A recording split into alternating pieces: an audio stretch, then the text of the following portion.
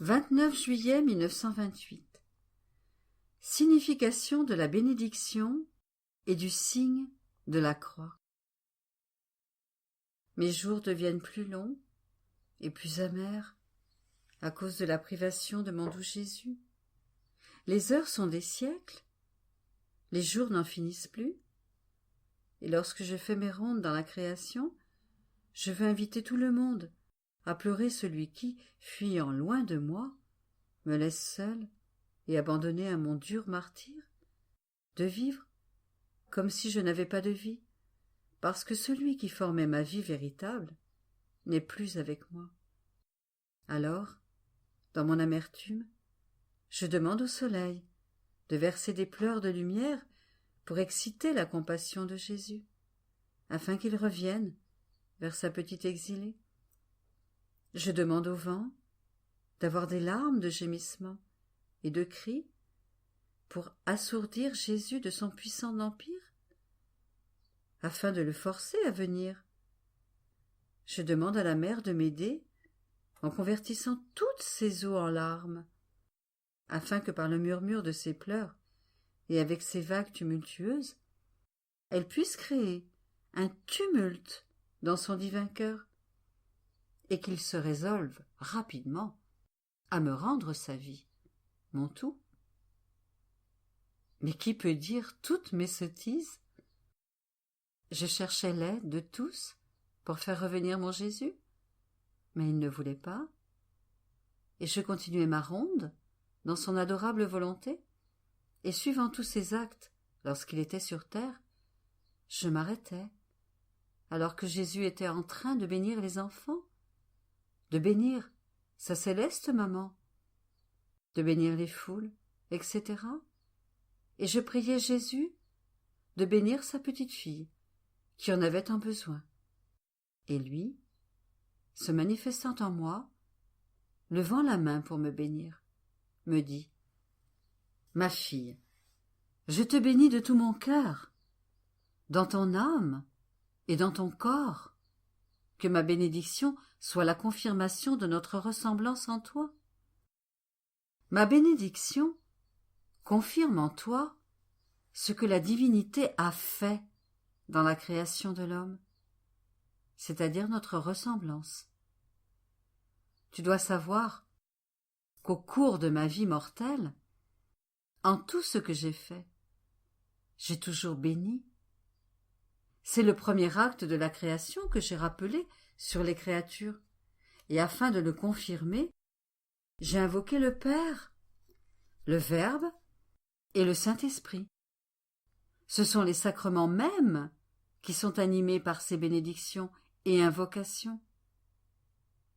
Ainsi, en appelant la ressemblance du Créateur dans les âmes, ma bénédiction appelle aussi la vie de la divine volonté, pour qu'elle revienne comme au commencement de la création, pour régner dans les âmes, car seule, ma volonté a la vertu de peindre en elles, distinctement, la ressemblance de celui qui les a créées, de la faire connaître et de la préserver avec ses vivantes couleurs divines.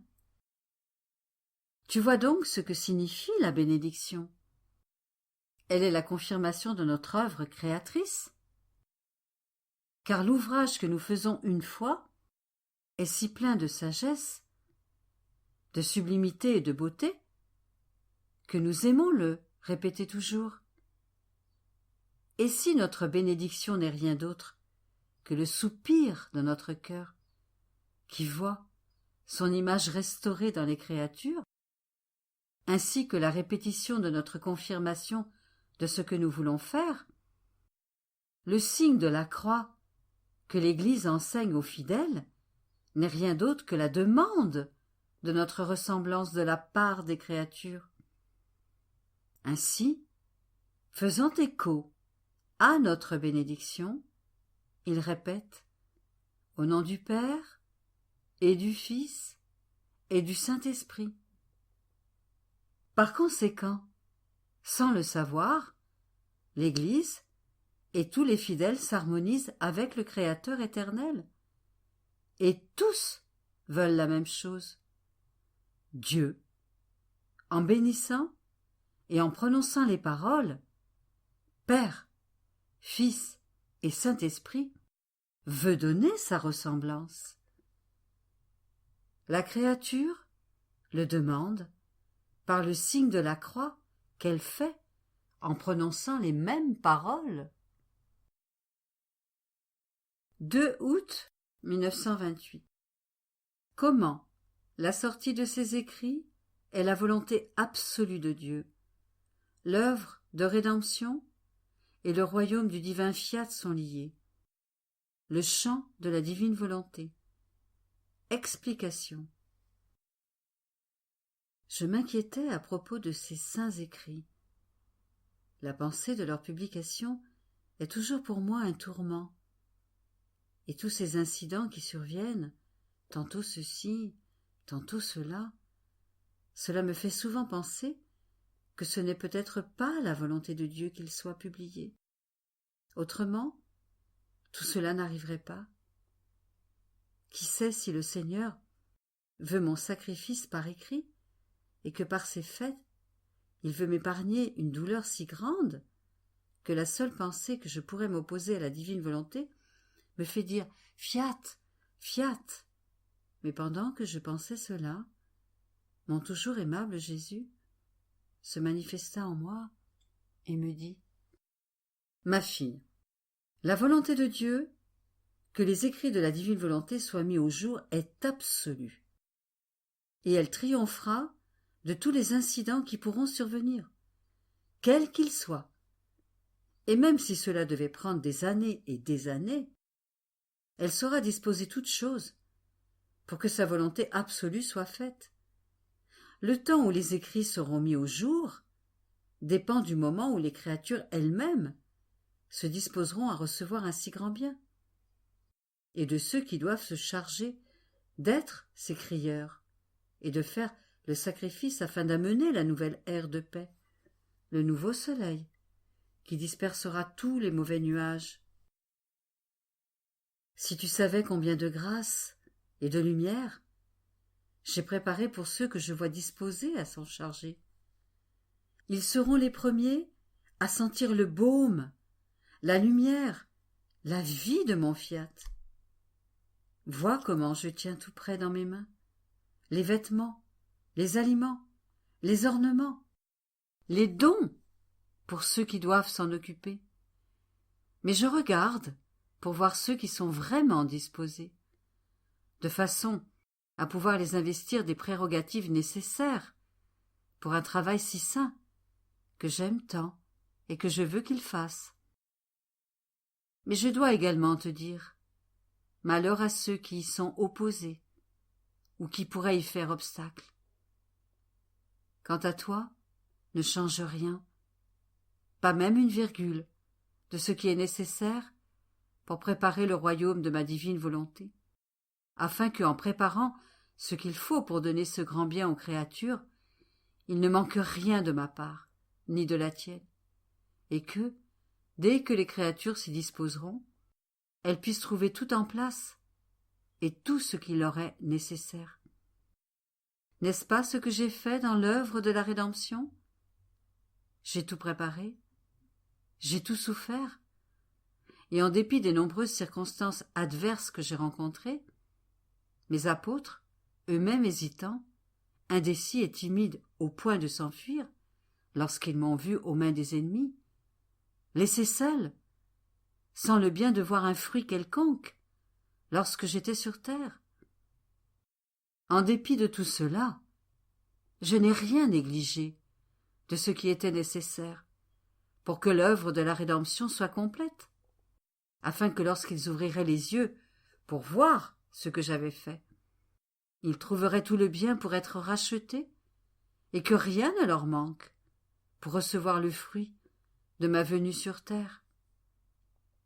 Ma fille, le royaume de ma rédemption et celui de ma volonté sont tellement liés ensemble qu'ils se tiennent la main et subissent presque le même sort en raison de l'ingratitude humaine. Mais celui qui doit former et donner un bien si grand ne devrait pas prêter attention à cela, ni s'y arrêter. Il est nécessaire que nous fassions des œuvres complètes, afin que rien ne manque de notre part, et que lorsqu'elles s'y disposeront, les créatures puissent trouver tout ce qui leur est nécessaire pour recevoir le royaume de ma volonté. Après quoi, je continuais mes actes dans la divine volonté, mais je me sentais toujours oppressée. Et mon doux Jésus, se faisant voir à nouveau, semblait tenir 3 ou 4 prêtres très serrés dans ses bras, et les tenant contre sa poitrine, comme s'il voulait leur infuser la vie de son divin cœur, il me dit « Ma fille, vois à quel point je tiens serré dans mes bras ceux qui doivent s'occuper des écrits de mon adorable volonté. Dès que je vois en eux quelques petites dispositions à s'occuper des écrits, je les tiens dans mes bras pour leur infuser ce qui est nécessaire à un travail si saint. Par conséquent, courage et ne crains rien. »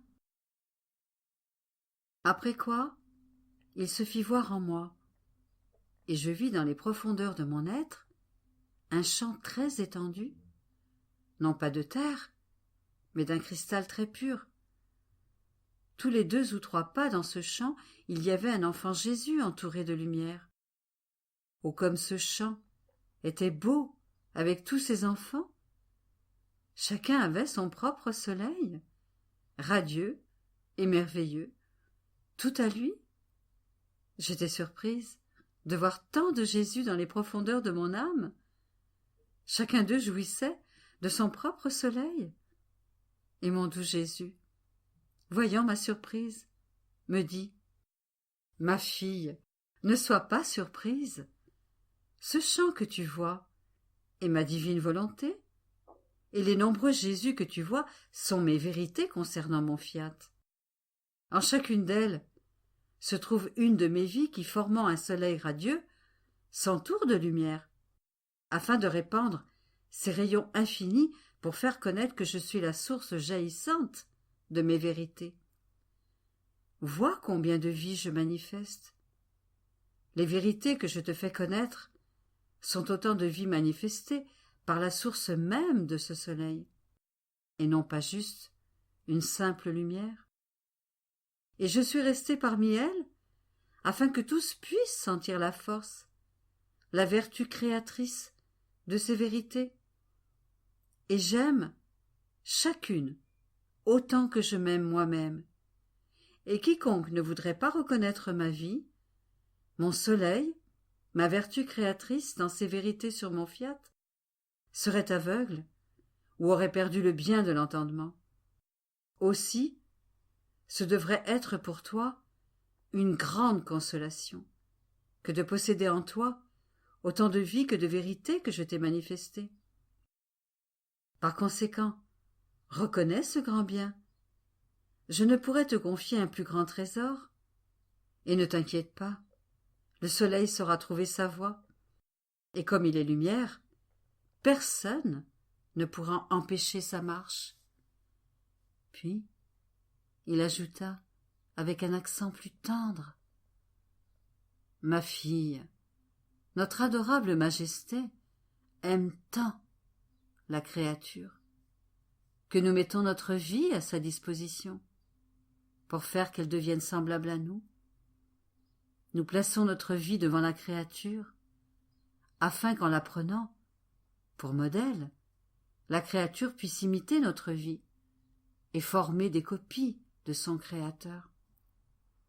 C'est pourquoi nous utilisons bien des stratagèmes, des finesses d'amour, pour nous voir copier dans la créature. Et alors seulement serons-nous satisfaits, alors que notre amour uni à notre divine volonté conquiert la créature, nous pourrons reconnaître en elle notre image et notre ressemblance, tout comme elle était sortie de nos mains créatrices. 6 août 1928. Comment Tout ce qui est fait dans le fiat est source de vie divine. Différence avec les œuvres humaines. Comment sa lumière vide l'âme de toutes les passions. Je continuais mes actes dans le divin fiat et, en faisant cela, je me disais, quelle est la différence entre faire du bien dans la divine volonté et faire du bien dans la volonté humaine? Et mon doux Jésus, se manifestant en moi, me dit, ma fille, quelle est la différence? La distance est si grande que tu peux toi-même arriver à comprendre toute la valeur contenue dans l'action accomplie dans ma divine volonté. Agir dans ma volonté est pour l'âme prendre en elle la vie divine, la vie avec sa plénitude est la source de tous les biens. Pour chaque acte accompli dans ma volonté, l'âme prend en elle une vie qui n'a ni commencement, ni fin. Elle prend en elle un acte d'où jaillit toute chose, une source qui ne tarit jamais. Mais qu'est-ce qui jaillit de cette source? Une sainteté continuelle en jaillit. Le bonheur, la beauté, l'amour en jaillissent. Toutes les divines qualités sont dans l'acte de jaillir et de croître continuellement. Si une âme pouvait posséder un seul acte accompli dans ma volonté, toutes les bonnes œuvres de toutes les créatures durant tous les siècles pourraient être réunies. Elle n'égalerait jamais un seul acte accompli dans ma volonté, car c'est la vie qui règne en cet acte, alors que dans les autres œuvres, faites en dehors de ma volonté, il n'y a pas de vie, mais seulement une œuvre sans vie. Imagine-toi en train d'accomplir une œuvre. C'est ton travail que tu y mets, et non ta vie. Par conséquent, celui qui pourrait posséder ou voir cette œuvre posséderait ou verrait ton travail, mais non ta vie. Telles sont les œuvres humaines. Ce sont des travaux que font les créatures, et non la vie qu'elles mettent dans leurs œuvres. Elles sont par conséquent sujettes à être salies, détruites ou même perdues. En revanche, l'amour et la jalousie de ma volonté, pour l'œuvre accomplie en elle, sont si grands qu'elles placent la vie divine elle-même au milieu de cette œuvre, en son centre. Par conséquent, l'âme qui accomplit tous ces actes dans ma volonté possède autant de vie divine que d'actes réalisés dans le fiat suprême. Elle peut être appelée le dédoublement et le peuplement de la vie divine dans la mer sans limite de mon éternelle volonté. C'est pourquoi, peu importe les actes ou les sacrifices des autres créatures, ils ne pourront jamais me plaire si je ne vois pas couler en eux la vie de ma volonté. En fait, étant donné que leurs œuvres sont sans vie, l'amour qui toujours aime, la sainteté qui toujours grandit, la beauté qui toujours s'embellit, et la joie qui toujours sourit, ne sont pas en elles. Tout au plus peuvent-ils être présents dans l'acte de leur œuvre. Mais quand leur œuvre se termine, l'exercice de leur vie prend fin avec leur œuvre, et, ne trouvant pas la continuation de leur vie dans leur œuvre, je n'y trouve ni goût, ni plaisir, et j'attends ardemment l'âme qui vit dans ma volonté, pour trouver ces œuvres remplies de vie divine, qui toujours aime. Ces œuvres-là ne sont pas muettes, mais parlent, et comme elles possèdent une vie divine, elles savent si bien parler à leur Créateur que je prends plaisir à les entendre, et je reste avec elles avec tant d'amour qu'il m'est impossible de m'en séparer. D'autant plus que c'est ma vie même qui me lie à elles par des liens indissoluble.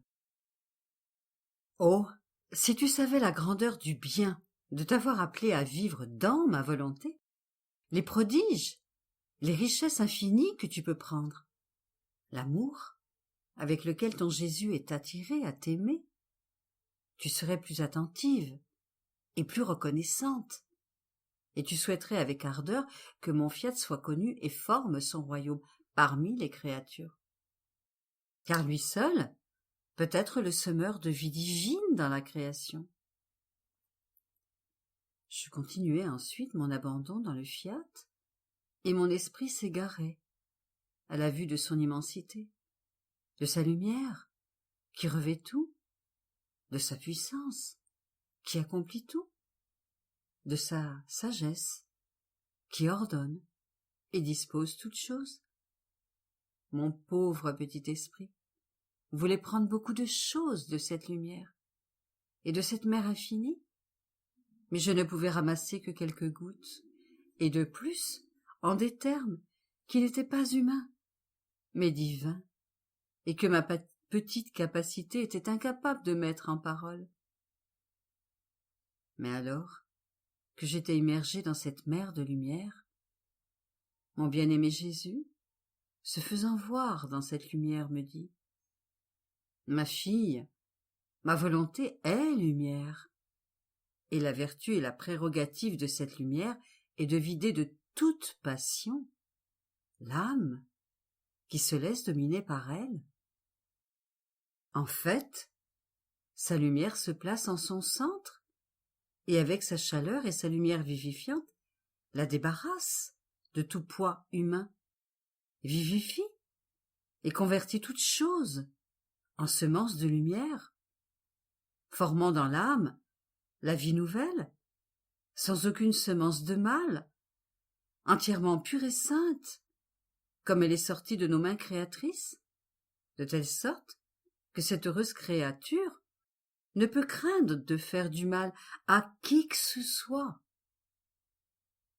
De fait, la vraie lumière ne fait de mal à personne. Au contraire, elle apporte à tous les biens que contient ma lumière vivifiante. Cette créature n'a pas à craindre non plus qu'elle puisse recevoir aucun mal, car la vraie lumière est intouchable, même par l'ombre du mal.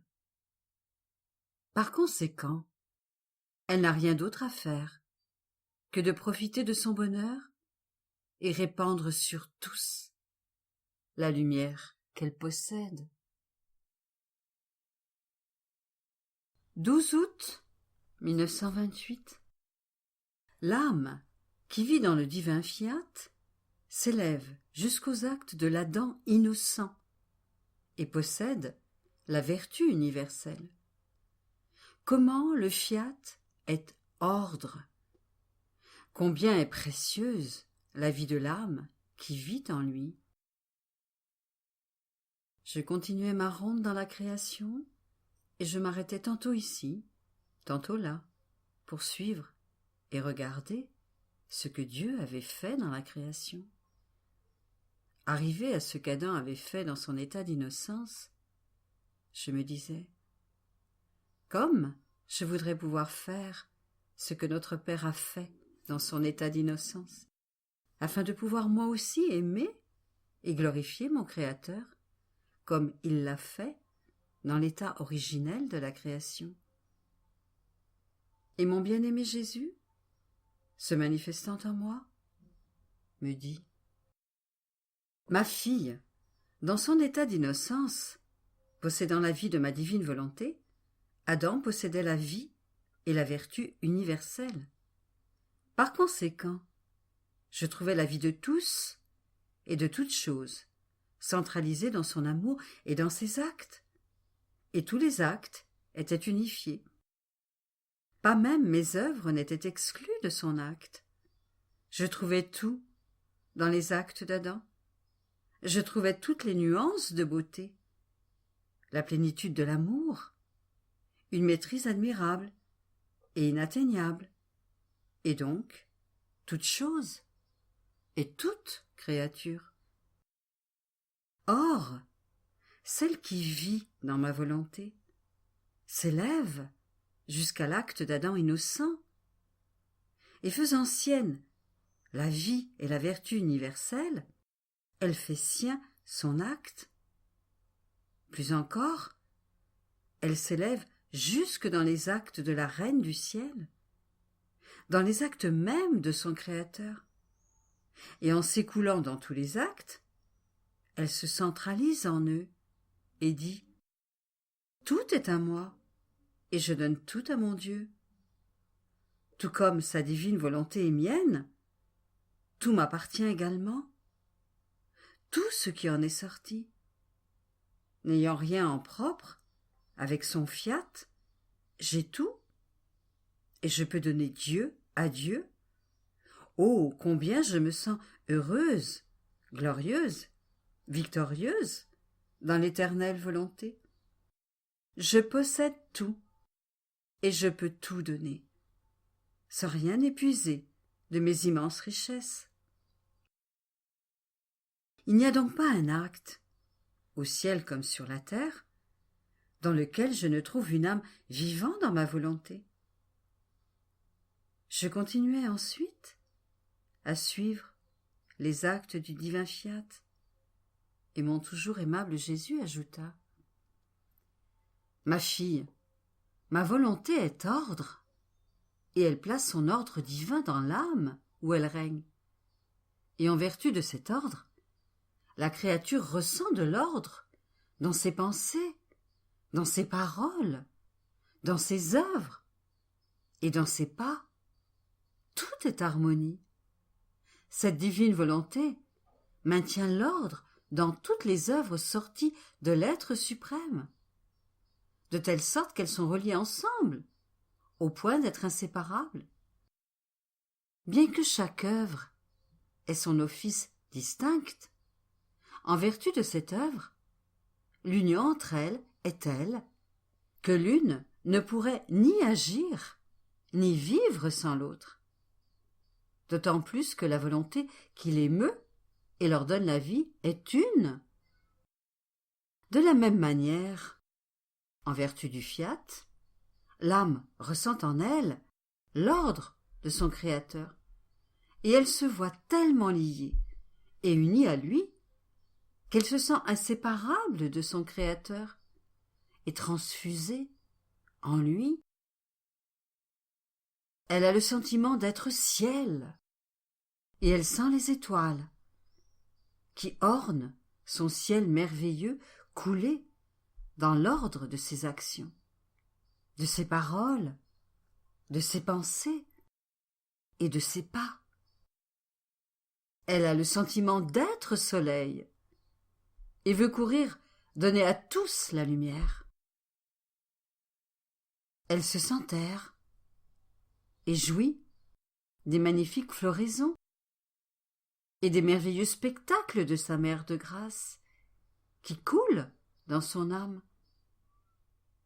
Et elle voudrait extérioriser ces spectacles en chanteurs et ces magnifiques chants de fleurs pour que tous puissent profiter et recevoir le grand bien du règne de ma divine volonté. Ainsi, le signe véritable que mon fiat règne dans la créature est qu'on n'y voit pas de conflit ou de désordre, mais la plus haute harmonie et un ordre parfait. Car tout ce qu'elle fait a son origine dans celui qui l'a créé, et elle ne fait que suivre l'ordre et les œuvres de son Créateur.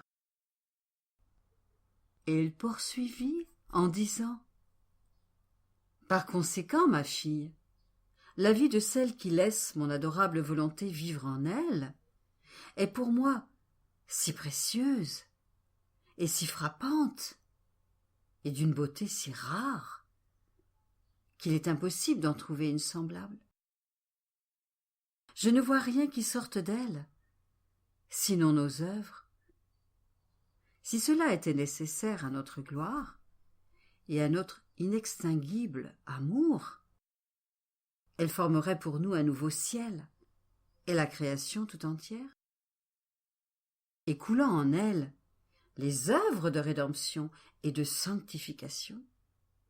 Elle nous donnerait de nouvelles rédemptions et de nouvelles sanctifications. Car cette divine volonté qui a fait tout cela en nous peut faire la même chose dans la créature en qui elle domine et règne. Et tout comme notre volonté a appelé toutes nos œuvres à partir de rien, elle peut les appeler à partir de rien de cette créature. Non seulement en répétant toutes nos œuvres, mais en y ajoutant d'autres choses plus surprenantes encore.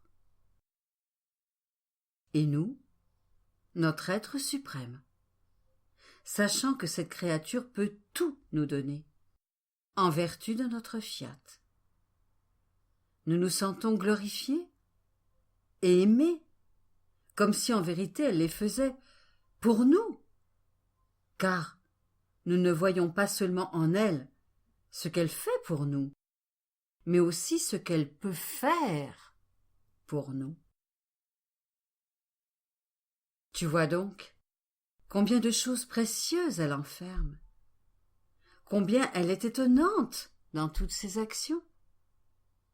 Les nuances de sa beauté nous ravissent et forment les plus délicieux spectacles pour notre regard divin, si bien que dans notre excès d'amour, nous sommes forcés de nous exclamer « Ô notre volonté, combien tu es prodigieuse, admirable, aimable et délicieuse dans la créature où tu règnes.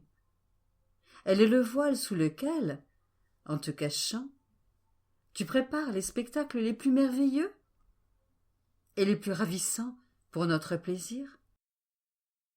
C'est pourquoi elle peut être appelée la plus fortunée des créatures, celle qui parvient à attirer l'attention de son Dieu pour le faire fêter et lui permettre de jouir de ses propres œuvres, et qui peut aller jusqu'à dire « En vertu de ta volonté, je possède tout, je t'apporte tout, et je ne veux rien, parce que tout ce qui est à toi est à moi. » 15 août 1928. La vie dans le divin fiat est une communion entre le Créateur et la créature.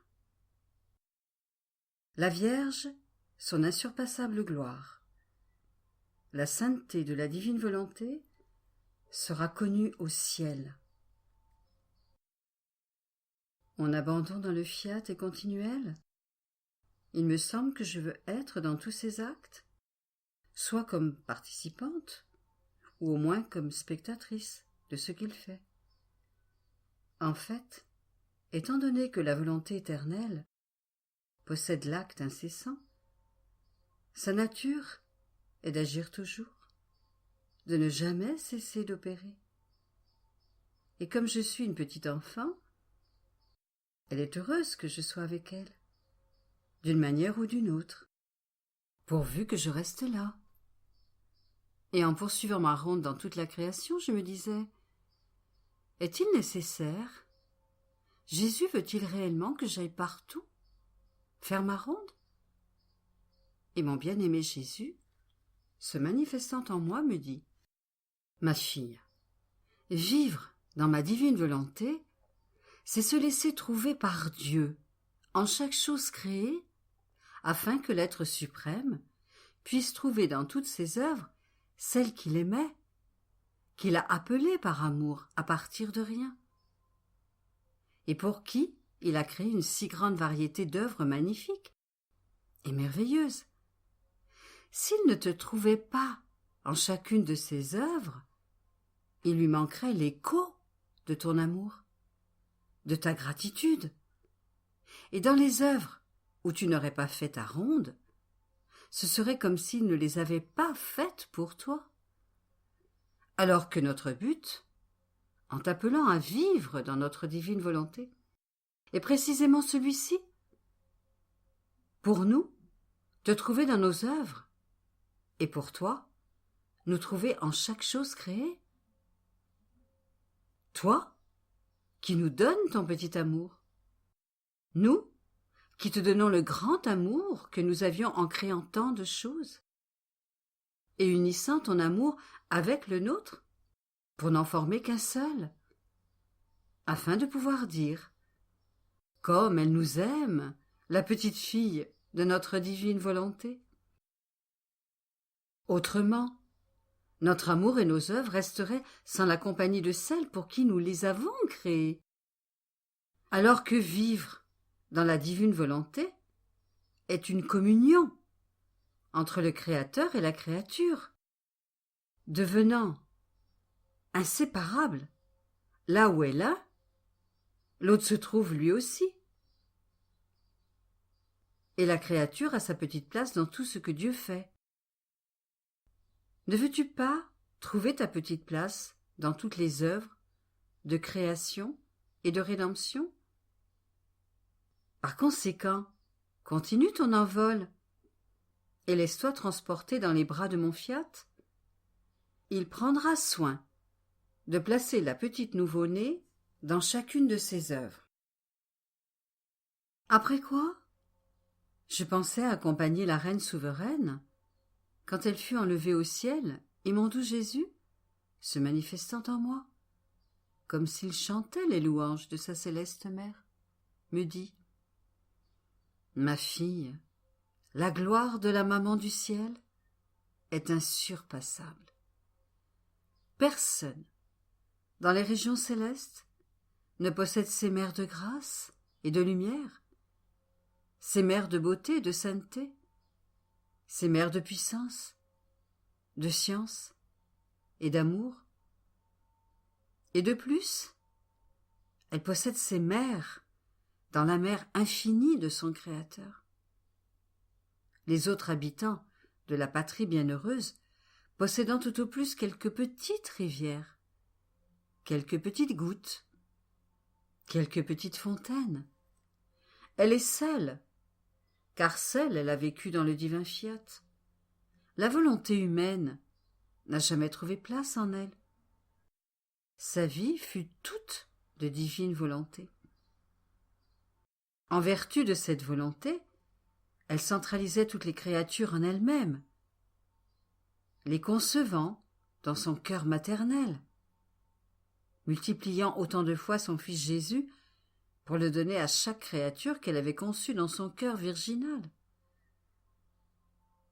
C'est pourquoi sa maternité s'étend à toutes les créatures, et toutes peuvent dire « La mère de Jésus est ma mère ». Et cette mère si douce, si aimable et si aimante, donne son Fils bien-aimé à chacune de nous en gage de son amour maternel. Ma volonté seule pouvait lui donner cette vertu de concevoir toutes les créatures comme ses enfants et de multiplier son Jésus autant de fois qu'elle avait d'enfants. À présent, au ciel, la mère souveraine, possédant ses mères, ne fait rien d'autre que soulever de hautes vagues de lumière, de sainteté, d'amour, etc., les déversant par-dessus le trône de l'être suprême, qui, afin de ne pas être surpassé par son amour, ayant sa propre mer plus étendue et plus profonde, forme ses propres vagues plus hautes, dessous les mers de la Vierge Reine. Elle les verse sur elle. Et elle prépare de nouvelles vagues. Et Dieu en prépare plus encore, de telle sorte que le ciel tout entier est submergé par ces vagues de lumière, de beauté, d'amour, etc., si bien que tous y participent et en profitent. Et les bienheureux, voyant qu'ils ne peuvent pas former ces vagues, parce qu'ils ne possèdent pas de mer, comprennent que si leur mère et leur reine possèdent tout cela, c'est parce qu'elle a formé sa vie et sa sainteté dans la divine volonté. Ainsi, grâce à la Vierge, les saints savent ce que signifie la sainteté de la divine volonté dans les créatures. Et ils attendent, par conséquent, que plus de créatures apportent ces mères dans la patrie céleste, afin de voir se former plus de vagues, qui sont pour eux un enchantement et une très grande joie. La terre ne connaît pas encore la sainteté de ma volonté, et c'est pourquoi je désire tant la faire connaître. Mais elle est bien connue au ciel, parce que la reine souveraine est là, qui par sa seule présence devient la révélatrice de la sainteté de mon fiat. Ainsi, en vertu de mon fiat, elle était annonciatrice de grâce sur la terre pour elle-même et pour toute la famille humaine, comme elle est un signe de gloire dans la patrie céleste, et aucune autre créature ne peut lui être comparée.